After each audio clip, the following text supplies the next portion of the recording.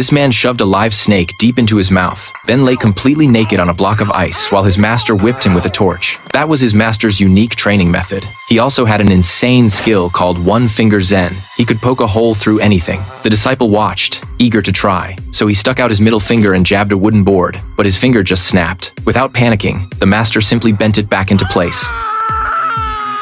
The real identity of this martial artist was a real estate developer. Why would a normal guy torture himself with training? It turned out he was a shady businessman who kept selling crappy houses to clueless old ladies and got busted for fraud. The court sentenced him to 3 to 5 years in prison, to be served 6 months later. The man freaked out. An ex-con uncle told him he was headed to the most notorious prison, where inmates brawled every day. With his scrawny frame, he'd be walking meat in there. He couldn't just wait to die. So he signed up for taekwondo classes right away, but the instructor made him train with little kids every day. That pissed him off. He wanted a crash course in supreme combat skills. Just then, a mysterious man appeared. With one light punch, he smashed a hole in a wall. He held his hand over a fire for half an hour without flinching. The man instantly knew this was the legendary master he'd been searching for, and immediately became his disciple. Training began. Every day he ate live scorpions and raw pork liver. He'd lie on a bed of razor-sharp bamboo spikes, or do deep squats with a knife placed right under his crotch. He trained agility, strength, and hammered away at dummies all day. After months of relentless practice, by the 6th month, the training finally paid off. He learned the ultimate secret technique, the one-finger Zen.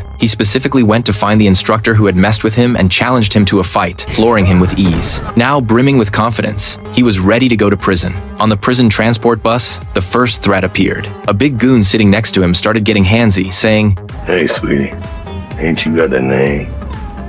The man fought back instantly, squeezing the guy's hand until he shut up. In prison, it's either bully or be bullied. Once inside, a friendly inmate warned him who not to mess with. For example, the leader of the black gang could beat a man to death with just his bare fists. Then there was this white crew. They didn't look tough, but they were masters of the 1-0-on-1 beatdown. The most untouchable of all was this massive giant. He didn't belong to any gang, but his fighting power was insane. Everyone in the prison had to give him a wide berth. Hearing this, the man decided he was the one. He walked up to the giant and provoked him, then called everyone over to watch their one-on-one fight. The giant flexed his massive muscles and charged at him furiously, but before he could swing, the man slapped him hard across the face. He grabbed the giant's arm, seized his hand, and starting with the ring finger, bent each of his fingers back at a 90-degree angle. The giant screamed in agony before being kicked unconscious. That was the man's first day in prison, and he was determined to show these thugs who the real boss was around here.